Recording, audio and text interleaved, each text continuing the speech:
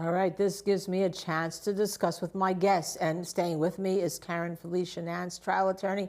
And joining me is my friend, Lisa Lockwood. She's a crime analyst. And I have to tell you a secret, former SWAT. So if I ever have a question about weapons, I go to her.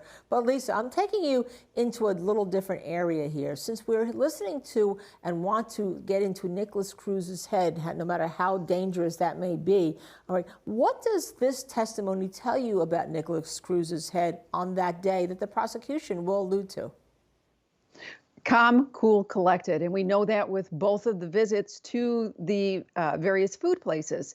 And finally, when he was actually sitting there having that engagement with Mr. Wilford, there was no indication at all. He was solemn. He didn't talk about the crime. He was sitting there very nonchalant, and then even got to a point where he asked for a ride. And we know why. He wanted to get a ride to get away from the scene. So yes, what's going on that somebody can commit such a heinous mass murder and show up and eat food and drink like nothing happened. So yes, we want to know what's going on inside his brain. We want to know what his mental health issues were, what caused him to do that. Aside from the forensics that we were able to come forward with all of his death wishes and didn't care about life and didn't care about murdering people, what got him to that point? And that's what we're all trying to figure out. All right, so I'd like both of you, and Karen in particular, pay attention to this next clip where when he's arrested, Officer Michael Leonard said that the Parkland School Shooter was compliant. Let's listen. Lisa Lockwood, I really am not sure what to say. These parents and the families, they're more than wounded. Are they wounded forever? There's no such thing as, I don't think there's any such thing as closure. But it is so emotional. So given the fact that it is so emotional, and defense could argue so prejudicial, why do we listen to the families? Oh, we have to, because they need to help heal during this process by talking about the light that their children were in their lives and the people that they had contact with. We deserve to know who we lost. We deserve to know who this horrendous Parkland shooter obliterated from the face of the earth. All of this beautiful potential in these children and also some educators and staff. The holes are going to be in these families' lives forever. And they're going to look at that date as a date of sheer horror and need therapy for the rest of their lives. So will they have closure? No, but they deserve to share the stories about their loved ones. And he needs to sit there and listen to it. And it's hard to believe that there was a time in this country that we did not give the victims the rights to even speak at a sentencing hearing, which is what this is. They had no rights at all. Imagine that. Lisa Lockwood, I love Mr. Montalto taking action, but there was one troubling thing we heard in this trial, that because Nicholas Cruz had been classified, he was at a special school in Marjory, Stoneman Douglas, or special area. He was classified as exceptional, which meant that they had to deal with him in this special area. But the psychologist there said she would not recommend he join the J-ROTC program. And he did, and he had a sharpshooter badge. And the J-ROTC teacher testified that, well, he was in it like 4 days a week at least, and he didn't show any signs that that concerned him. But there was a psychologist that did say there was signs. So how do we mesh what Mr. Montalto is trying to do with what may be some really big mess-ups here and in other schools when there is a warning sign? Right, and I think the only way, and I had discussed this yesterday, if we had some type of federal mandate where it's by the book in every single school, we're dealing with mental health, and then we're also dealing with security of our school campuses, keeping kids safe. So a behavioral threat assessment, he was in an isolated area, but somebody circumvented what he should not have been doing, which was having a gun, feeling what it's like. We have children right now who are introverts. Now let's top that with anxiety, and we have depression, and we have bullying, and there's a kind of a thread that goes between all of these mass murder teenagers who are doing this in schools, and they fit all of those criteria. So if we are able to flag them, at the very least, we're not going to put them in an ROTC program. We're going to let parents know that you need to keep your weapons safe and away from your children. You don't buy them weapons, as we have seen in other cases with these school shooters and mass murders.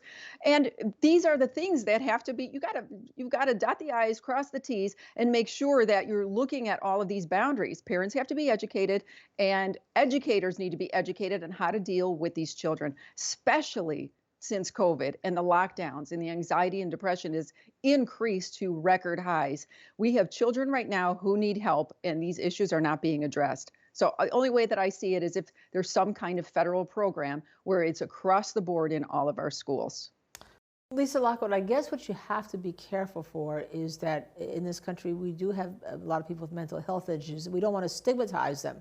And if you have a threat assessment center, you want to make sure, and the criteria, that it's not just the mental health, the people with mental health issues that get stigmatized and brought into that and then are looked at by whatever the people that are trained by the Secret Service. So how do you do that with this? How do you focus on everything and not just one area? Well, how you do that is that everybody goes through an assessment. And I think the kids would feel a lot safer knowing that. If they're going through that, to say you have a student who just is an ideal person and has no issues and has a happy life, et cetera, and they go through an assessment just like somebody else who may be flagged for having this behavioral threat assessment, at least everybody's doing it. It's across the board, whether you have a questionnaire, you have a conversation with somebody who's a therapist or has the skill set to kind of look at these individual lives. Yes, it's costly. Yes, it's going to take a lot of time. But what's the alternative? The alternative is allowing these children to seep through the cracks and not having it addressed at all. And we do see a lot of parents who kind of turn a blind eye to it, who are buying weapons for their kids, who are indulging their kids because they just don't know what to do. They're not equipped. So I think it's, in order to take away the stigma, everybody goes through the assessment at each level of their school year. Interesting ideas, Lisa. You should get together with Mr. Montalto because interesting ideas. Lisa Lockwood, there seems to be a disconnect here because there were some educators who identified Nicholas Cruz as having problems based on reports by Linda Cruz, his foster mother, and he was classified. He had an individual program, individual classification, and yet there doesn't seem to be any type of follow-up with people that had, or educators that would have daily contact with Nicholas Cruz to identify some issues and maybe relate back to those who classified Nicholas Cruz. So how do you work this whole threat assessment or the training program in so that everything is working together and the educators who have the line contact with the student are able to talk to the student and then go back to a central location? All right, Linda. So this is the template that I was talking about, where you have your check and balance, your follow-up system. Once somebody is put into one of those behavioral threat assessment criteria, you're going to be following them for long-term, the entire part that they are in high school, their whole entire educational system, and you're going to have a check-in. It's just like going to therapy and then finding out that he was on the low end of the autism spectrum. That does not go away. That's something that stays with somebody. And what else? What are other factors in that? I've got family members who are autistic, and I see all of these fine threads and similarities in that. They like isolation, they're hyper-focused, and they do well in things that they love.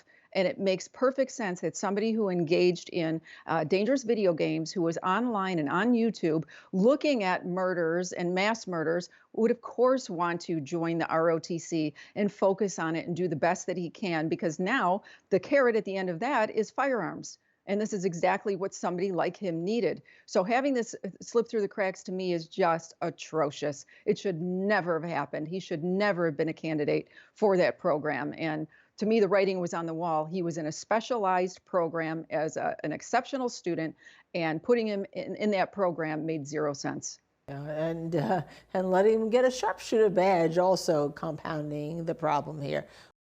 Before I discuss this, I just want to read to you, as I promised, the victims in this shooting, because the last thing they saw was the barrel of that weapon they were looking down. And that are the 14 students to start with. Alyssa Aladef, 14 years old. Martin Duque Aguiana, 14 years old.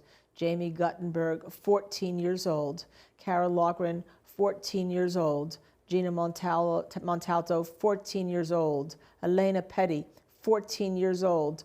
Alex Schachter, 14 years old. Luke Hoyer, 15 years old. Peter Wang, 15 years old. Carmen Shentrup, 16 years old. Nicholas Dorette, 17 years old. Joaquim Oliver, 17 years old. Helena Ramsey, 17 years old. Meadow Pollock, 18 years old. And the staff, Scott Beagle, 35. Aaron Feiss, 35. Christopher Hickson, 49. There you have them on the screen there. Lisa Lockwood, your thoughts on that last clip that we saw?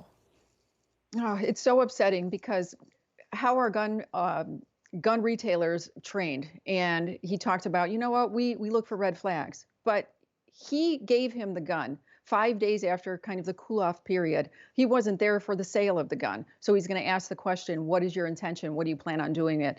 The assessment comes when you're purchasing the gun. That's when you want to be very specific about what do you plan on doing with the gun. And I think he's mentioned something along the lines of, you know what, I remember being very busy that day and I saw him, it was brief, and then somebody else waited on him. So for me, I look at that as these are gun dealerships who are anxious to sell a lot of guns and not do the minimum, which is let's really look at this individual that's coming in who's 18 years old and wants a weapon like this to go shooting with his friends. It doesn't add up, Linda, and they dropped the ball.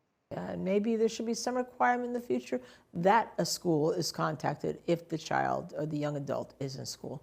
Anyhow, we can't solve that problem right now, but we'll leave it to everyone else to try to help Mr. Montalto and Mr. Guttenberg and all the parents solve that problem, and we'll be right there to enforce whatever they want.